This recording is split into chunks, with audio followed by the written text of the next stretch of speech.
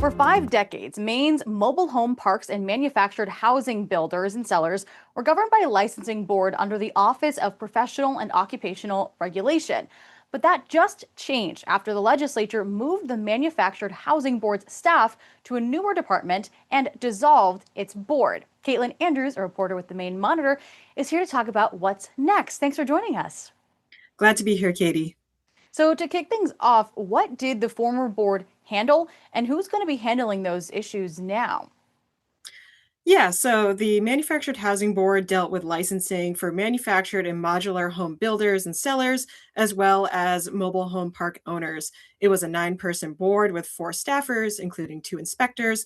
And what they would do is renew licenses and take complaints from the public if, for example, their mobile home was not up to code or if their park violated Maine's community standards. Under the budget bill that just took effect this week, the staff from the board are now with the Maine Office of Community Affairs, a relatively new department created to help towns and communities deal with planning issues.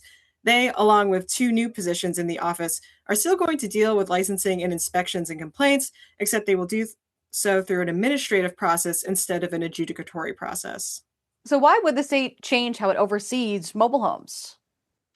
So there's been a lot of attention recently around mobile homes and how to keep them affordable for people with lot rents and discussions around moratoriums on how parks are able to raise them, in particular, being a huge point of interest.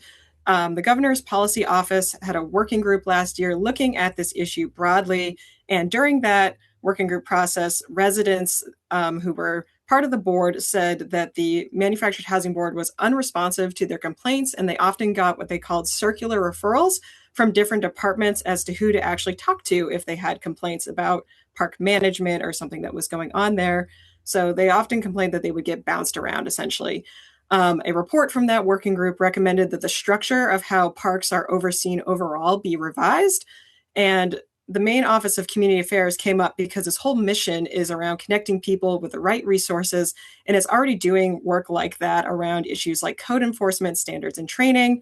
And I should say that defenders of the board said that its whole mission was really more geared towards mobile home builder and dealer issues in the first place than resident ones. They really only enforced certain health and safety standards when it came to parks, as opposed to landlord and tenant issues. Is there anything else that's changing about mobile home oversight? So that's still to be determined. The legislature passed a separate bill directing MoCA to solicit public input on how it should oversee mobile home parks and their issues. It's been directed to come up with a bill on how to do so by next session. All right, Caitlin, thank you for your insight on this. Thanks again, Katie. And you can read the full story at the-maine-monitor.org.